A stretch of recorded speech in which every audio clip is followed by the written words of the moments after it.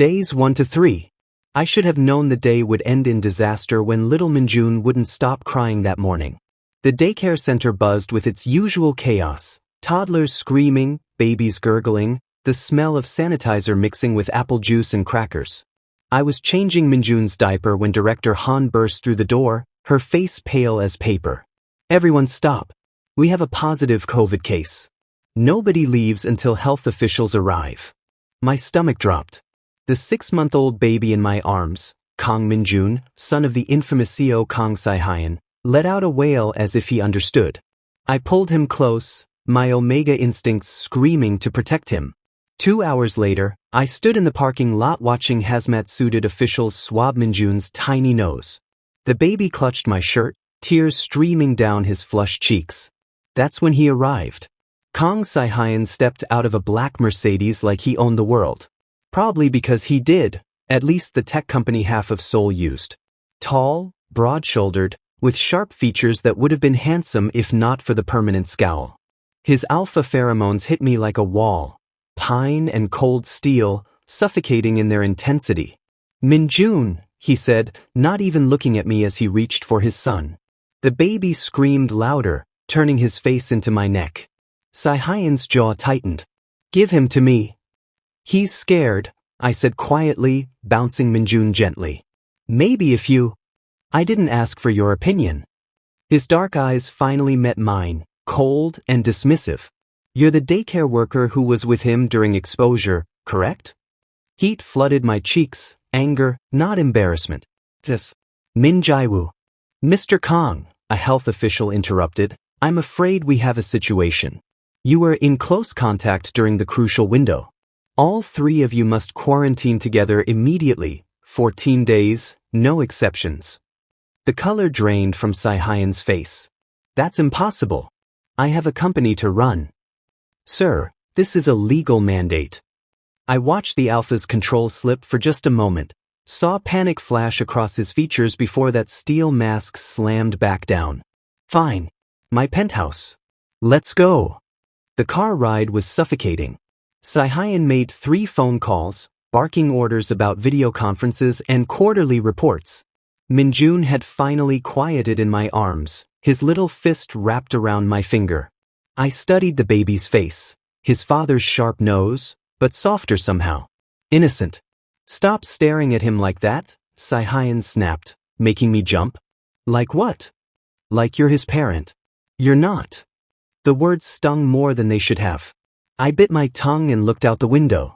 Sihyeon's penthouse was exactly what I expected. Sterile, modern, expensive. Floor-to-ceiling windows overlooking Seoul, marble floors, furniture that probably cost more than my yearly salary. And photos, so many photos of a beautiful Omega woman. Holding a positive pregnancy test. Laughing at the camera. Cradling her baby bump. Hyojin, I whispered without thinking. Don't. Sihyeon's voice cut like a blade. Don't say her name. The guest room is down the hall. Min Jiwoo's nursery is next to my bedroom. Stay out of my way, do your job with my son, and we'll survive this. My job. My hands trembled as I held Min Jiwoo closer. I'm not here as your employee. We're quarantined together because of circumstances. You're an Omega daycare worker. I'm paying your salary through the center's contract. That makes you my employee. He turned away, already on another phone call. Put Min Jiwoo in his crib and familiarize yourself with the kitchen. I expect meals at regular intervals. I stood there, shaking with fury and disbelief, as he walked away. Day 2 arrived with Min Jiwoo screaming. I stumbled out of the guest room at 2 a.m. to find Sihyeon pacing the nursery, the baby wailing in his arms. The alpha's hair was disheveled, his expensive shirt wrinkled. He looked lost. How long has he been crying? I asked from the doorway. An hour. Sihyeon's voice was strained. I've tried everything. The bottle, changing him, the white noise machine. May I? I approached slowly, hands out. The moment Min Jiwoo was in my arms, I felt it. His gums, swollen and hot. He's teething. Did you give him the gel? What gel? My eyes widened. The teething gel? It should be in his diaper bag from daycare. It numbs the pain. I threw that bag away. It was contaminated. You threw it away? I couldn't keep the horror from my voice. That had all his comfort items. His routine chart, his special pacifier, the teething toys. I'll buy new ones. He needs them now. Minjun's cries intensified as if agreeing. He's in pain, and you don't even know what he needs, do you? Sihyeon's face darkened, his alpha presence flooding the room. Watch your tone, Omega. Or what? The words burst out before I could stop them. You'll fire me? We're trapped here together. Your son is suffering because you can't be bothered to learn basic childcare. When was the last time you actually spent a full day with him? Do you even know his schedule? How dare you? He eats every 3 hours. He naps at 10 a.m. and 2 p.m. He hates the blue pacifier but loves the green one. His favorite lullaby is the one about the moon. He needs his gums massaged when he's teething, and he sleeps better with white noise but not complete darkness. Tears streamed down my face now, matching Minjun's. I've known your son for 4 months, and I know him better than you do. Doesn't that break your heart? The silence that followed was deafening. Sihyeon's expression transformed into something ugly, hurt and rage twisting together. You don't know anything about me or my family. You're just the help who's forgotten his place. Minjun is my son, my flesh and blood, the only piece I have left of. His voice cracked. He turned away sharply. Get out. Take him with you. I don't want to see your face until morning. I fled to the guest room, Minjun still crying against my shoulder, my whole body shaking. Through the walls, I heard something crash, glass shattering, followed by a sound that made my Omega heart clench despite everything. Kang Sihyeon was weeping, and I was trapped here for 11 more days. Day 4 began with silence. Sihyeon left breakfast on the kitchen counter. Toast, eggs, coffee, without a word. I found him already locked in his home office by 7 a.m., the door firmly shut. Through the dark wood, I could hear his voice, sharp and commanding on conference calls. The CO Alpha retreating into the only world where he still had control. If he wanted to pretend I didn't exist, I could do the same. I spent the morning with Minjun, massaging his swollen gums with my clean finger, singing softly while he whimpered. The poor baby's fever had spiked overnight. Every few hours, I checked on him obsessively, my Omega instincts in overdrive. Without his comfort items, he was inconsolable except when I held him. Lunch came and went. Sihyeon emerged only to grab a protein bar before disappearing again. He didn't even glance at the nursery where his son slept fitfully. Dinner was the same. I cooked ramen, the only thing I could manage one-handed with Minjun attached to me, and left a bowl outside the office door. It sat there for 2 hours before he took it. The apartment felt like a tomb. Beautiful and empty and suffocating. Day 5 broke me. I woke at 5 a.m. to Minjun's crying and never stopped moving. Change diaper, feed, soothe, repeat. The baby's teething had worsened. He refused bottles, only wanting to nurse on my finger for comfort. My back screamed from carrying him. My head pounded from lack of sleep. By noon, I'd been awake for 31 hours straight. I was pacing the living room, bouncing Minjun mechanically, when the world tilted. Black spots danced across my vision. The marble floor rushed up to meet me. I never felt the impact. I woke to strong arms lifting me, the sharp scent of pine and steel flooding my senses. Sihyeon's face hovered above mine, and for the first time since our fight, I saw genuine fear in his eyes. Don't move, he ordered, carrying me to the couch. When did you last sleep? I'm fine. I tried to sit up. Where's Minjun? In his crib. Monitored. Answer the question. I don't know. Day 3 maybe? The room still spun. I need to check on him. You need to rest before you collapse again. Sihyeon's jaw clenched. This is ridiculous. You can't do everything alone. A bitter laugh escaped me. That's rich coming from you. You've been hiding in that office for 2 days straight. I've been working. You've been running away. The words exploded out of me, exhaustion stripping away my filter. From me, from Minjun, from everything that reminds you that you're still alive and she's not. Sihyeon recoiled as if I'd struck him. "I'm sorry," I whispered, immediately regretting it. "I shouldn't have." "No." His voice was hollow. "You're right." He stood abruptly, disappearing into the kitchen. I heard water running, cabinets opening. He returned with tea and something else, a bottle of infant fever reducer and teething tablets. "I ordered supplies last night. Emergency delivery." He wouldn't meet my eyes. "I should have done it sooner. I should have." He trailed off, staring at his hands. "I don't know what I'm doing." The admission hung in the air between us. "Then let me teach you," I said quietly. "But I can't do this alone anymore. I need help." Something shifted in his expression, pride warring with desperation. Finally he nodded. Day 6 changed everything. Sihyeon emerged from his office at 8 a.m. sharp, dressed casually for the first time, soft sweatpants and a t-shirt that showed off his alpha build. He looked almost human. "Show me," he said simply. I taught him everything. How to warm bottles to the exact temperature.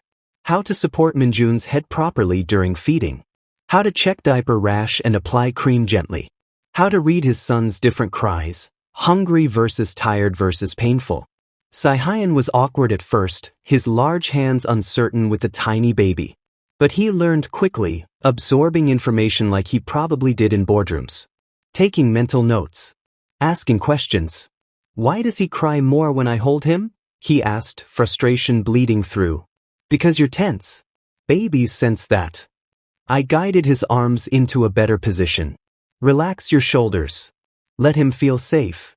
Our hands touched as I adjusted his grip. A spark of electricity shot through me, Omega recognizing Alpha in a way that had nothing to do with Minjun. Sihyeon's eyes met mine, and for a heartbeat, neither of us moved.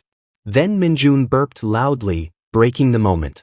We both laughed, actually laughed, for the first time since quarantine began. Day 7, 3 a.m. I woke to crying, but different this time. Not Minjun. Deeper, broken, barely audible. I found Sihyeon sitting in the dark nursery, Minjun cradled against his chest, tears streaming silently down the alpha's face.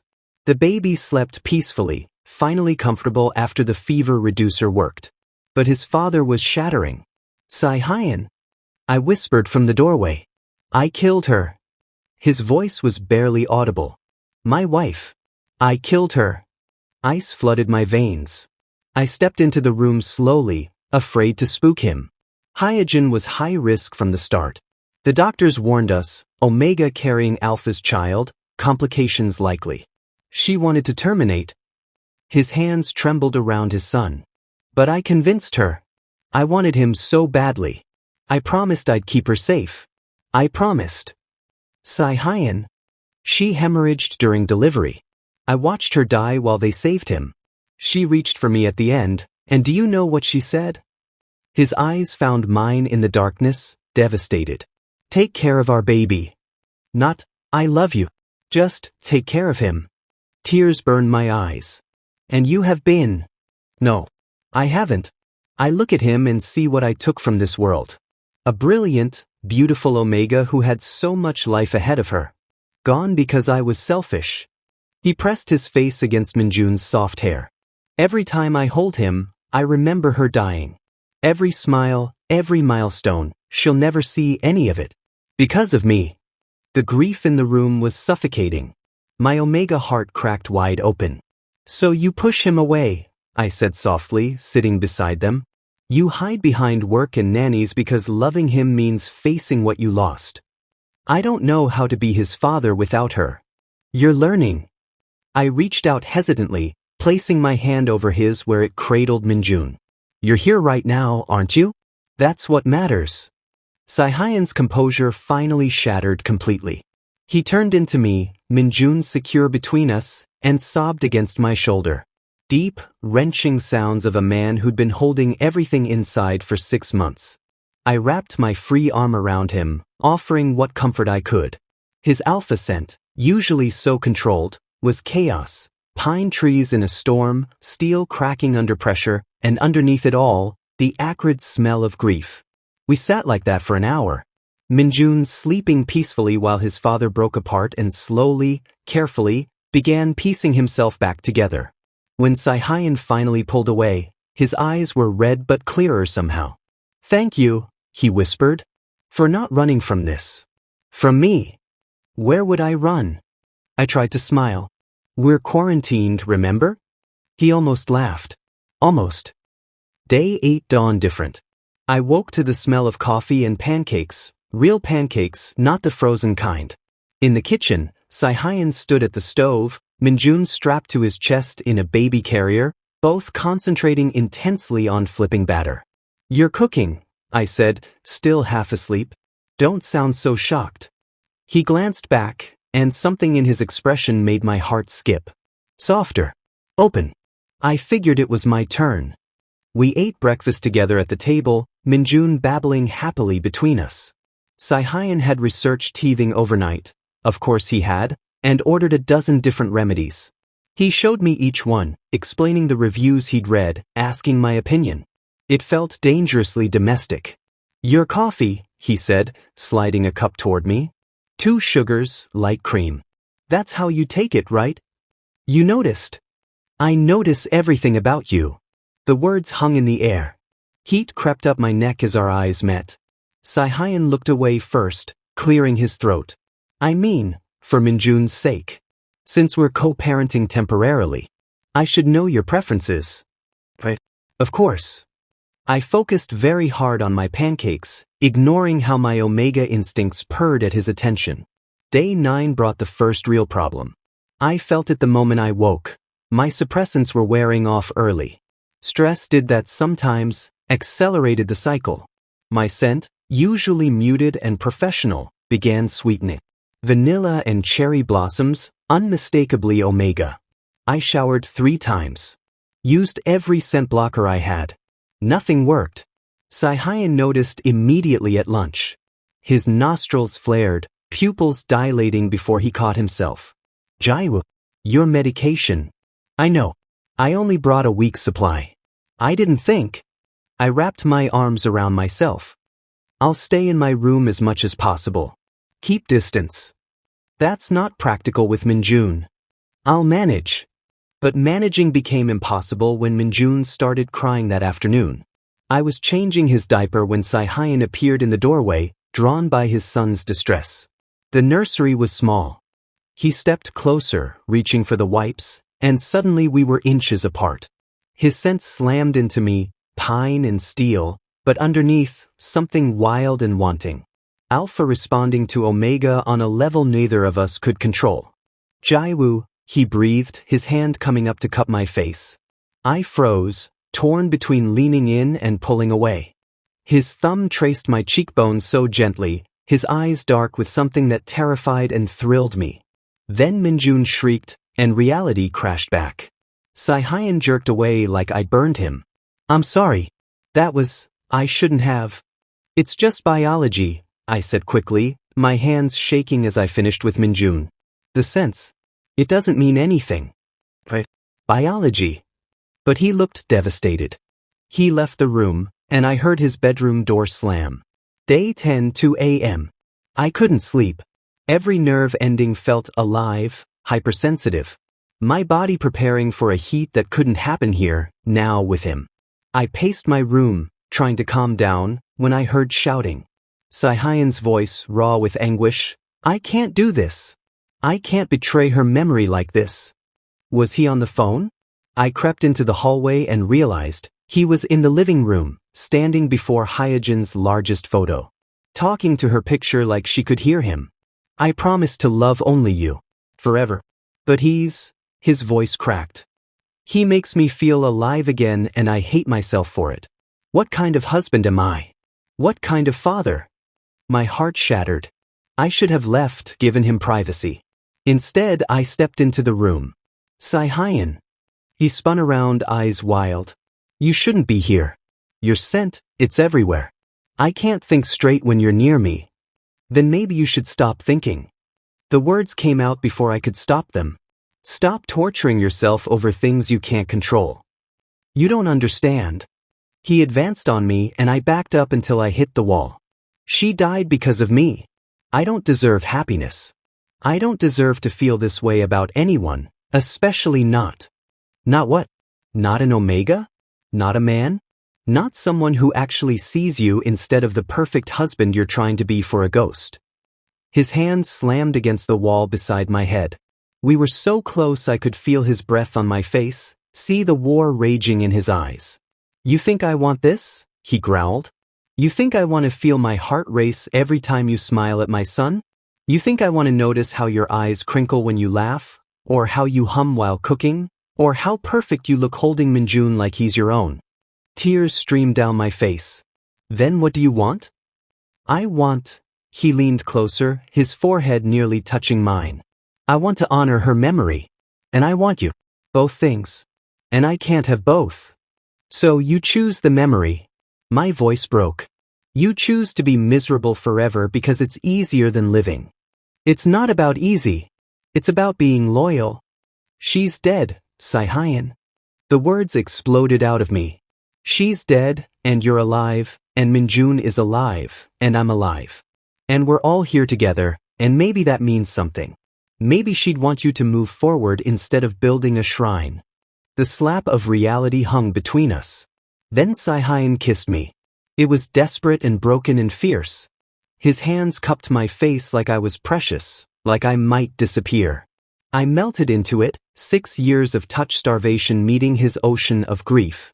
For one perfect moment, nothing else existed. Then he tore away, horror flooding his features. No. No, I can't. This is wrong. Sihyeon. Stay away from me.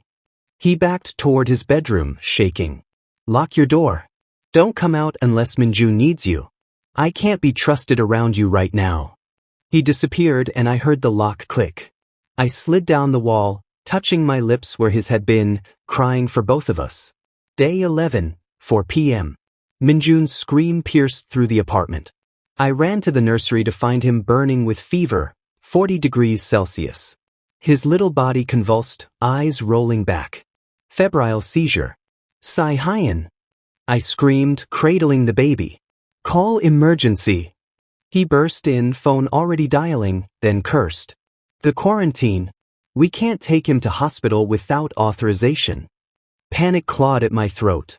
Min Jiwoo's lips were turning blue. My Omega instincts went haywire.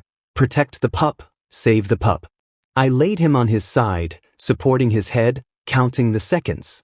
Stay with us, baby. Please stay with us. Sihyeon dropped beside me, his hands hovering uselessly. What do I do? Tell me what to do. Time it. Call the emergency number. They can authorize evacuation for medical crisis. I kept my voice steady despite my terror. And pray. 45 seconds. 50. The seizure finally stopped, but Min Jiwoo didn't wake. The next 3 hours were hell. Paramedics arrived in hazmat suits. Forms, questions, temperature checks. Finally, clearance to take Min Jiwoo to emergency care. They let us accompany him, both of us in protective gear. In the ambulance, over his unconscious son, Sihyeon grabbed my hand. I'm sorry, he whispered. For everything. For being a coward. For pushing you away. If he doesn't make it, he will. I squeezed back fiercely. He's strong. Like his father. His eyes met mine and something shifted. Resolved. When this is over, we need to talk. Really talk. I know. Min Jiwoo stirred, whimpering softly. We both exhaled in relief. Whatever came next, we'd face it together. Day 12 began in a hospital room. Min Jiwoo slept peacefully in the pediatric ward, his fever finally broken. The doctors said we could take him home in the morning, back to the penthouse for our final 2 quarantine days. Sihyeon sat in the chair beside the crib, watching his son breathe like he was memorizing every detail. I almost lost him, he said quietly. Just like I lost her. But you didn't. I stood beside him, our shoulders touching. You kept him safe. We both did. He turned to me then, and the look in his eyes made my breath catch. Honest. Terrified. I've been thinking about what you said. About living versus existing. About choosing. His hand found mine, fingers intertwining. I've been so afraid of dishonoring her memory that I forgot. She'd hate who I've become. She'd hate that I'm wasting the life she gave everything to protect. Tears pricked my eyes. Sihyeon, I'm not healed. I'm still broken in places I don't know how to fix. But you, his voice cracked. You've shown me it's possible to feel again. To want again. And that terrifies me more than anything. It terrifies me too, I admitted. Because in 2 days, quarantine ends.